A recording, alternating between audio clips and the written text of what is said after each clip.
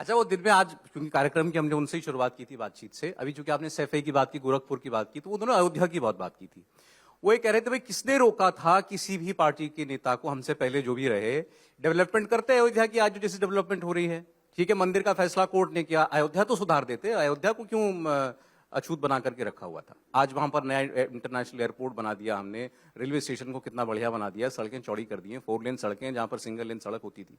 नहीं, ये काम कुछ समाजवादियों ने भी किए, ऐसा नहीं है। अयोध्या का अंडरग्राउंड बिजली इलेक्ट्रिफिकेशन किसने शुरू किया? अयोध्या का मेडिकल कॉलेज किसने दिया?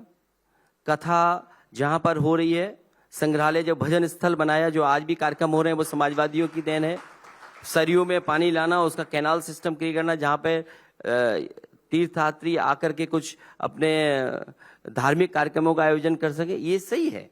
लेकिन इधर ये भी सच है कि बीजेपी ने बहुत ज्यादा बजट खर्च किया है, और मुझे लगता है कि न जाने कितना बजट खर्च करते रहेंगे वहां पर। लेकिन सवाल ये है, क्या सड़कों से सांड हटा लिया सरकार ने? आए दिन लोगों की जान जा रही है, गाय तड़प तड़प के मर रही है ठंड में। या आपने जो नया बुलेटिन शुरू किया है क्यों है, सांड समाचार, आप हर चौथे पांचवें दिन सांड की तस्वीर डाल देते हैं सोशल मीडिया पर। देखिए, आज भी वो जिन्होंने वीडियो देखा होगा मेरे एक्स पर, फिल्म तो बनी नहीं फिल्म सिटी, लेकिन लोगों को जाने अनजाने सड़क पे फिल्म का एक्शन दिखाई देता है, सांडों का एक्शन हर दिन। और मैं ये बात सांड कहीं आ गए ना 17 के बाद से, कहीं इंपोर्ट करके लाए गए, पहले नहीं थे क्या? ये तो मैं भी सोचता हूं कि 17 के बाद से कहां से आ गए। सच्चाई ये है, आप किसी सड़क पर निकल जाइए, हर जगह आपको दिखाई देंगे। कोहरे से बचे ना तो बचना है, इन जानवरों से भी बचना पड़ेगा आपको।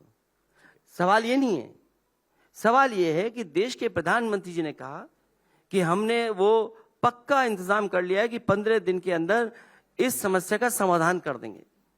सोचिए, वो 15 दिन, और आज भी समाधान नहीं हुआ। मैं ये नहीं कहता हूं कि क्या घटना हो रही है, लेकिन जिस परिवार का कोई सदस्य इन सांडों की वजह से जान गई होगी, तो सोचो परिवार पे क्या गुजरा होगा। और हर दिन मैं कहता हूं उत्तर प्रदेश में एक न एक व्यक्ति की जान जाती है।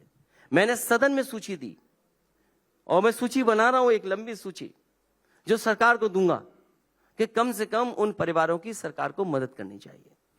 अब जो उत्तर प्रदेश के अंदर आपने नारा दिया है पीडीए का, मैं उसकी बात करना चाहता हूं। आप बीजेपी पर आरोप लगाते हैं, विपक्ष के और दल आरोप लगाते हैं कि ये धर्म की राजनीति करती है, ये आपका इल्जाम है। वो आप पर आरोप लगाते हैं कि आप जातिवाद की राजनीति करते हैं, आप तुष्टीकरण की राजनीति करते हैं, खासकर मुस्लिम तुष्टीकरण की। और आपकी पीडीए में तो अल्पसंख्यक आपने स्पेशली ए के साथ जोड़ा भी हुआ है, पिछड़े की बात करेंगे, दलित की बात करेंगे अलग से। तो ये आप बांटना चाहते हैं हिंदुओं को जातियों के अंदर, ये उनका कहना है, और मुसलमान को कुछ रखना चाहते हैं। मैं बांटना नहीं चाहता हूं, बटे हुए समाज को जोड़ना चाहता हूं।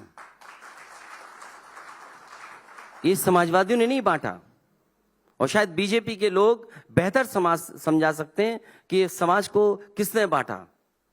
ये गलती कहीं मनु महाराज की तो नहीं है, जो कभी हजारों साल पहले, तो ये झगड़ा जो हमारा और बीजेपी का हजारों साल से चल रहा है, आज का नहीं है।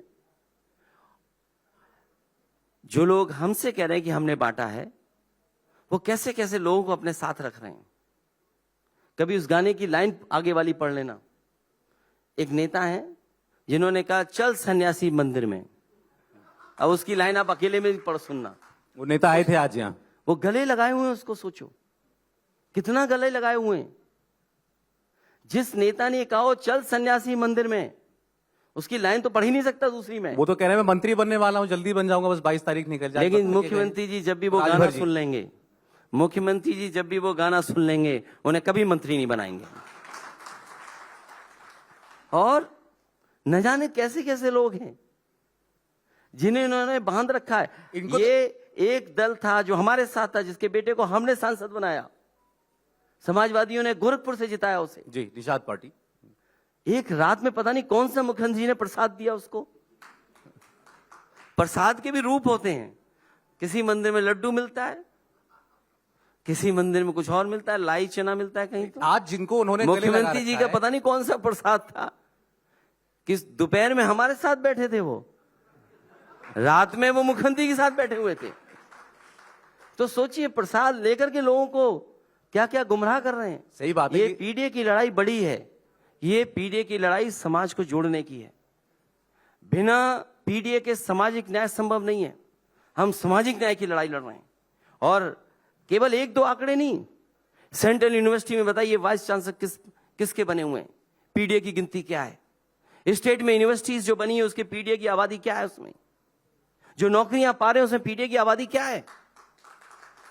तो पीडीए की बात करना इसका मतलब देश को जोड़ने की बात है। बीजेपी के लोग जरूर कहते हैं सबका साथ, लेकिन वो गैर बराबरी नहीं खत्म करना चाहते हैं। ये पीडीए और जाति जनगणना गैर बराबरी खत्म करना चाहती है, और बिना जाति जनगणना के सामाजिक न्याय संभव नहीं है। और सामाजिक न्याय बाबा साहब भीमराव अम्बेडकर जी का संविधान हमें रास्ता दिखाता है। ये जाति और अगर संविधान हमें रास्ता दिखाता है तो हम पीडीए के लोगों से आह्वान करते हैं, हर मौके पर कहते हैं कि एक साथ होइए, एक साथ आइए, और जिन्होंने आपके अधिकारों को छीना है उनको हटाने का काम करें।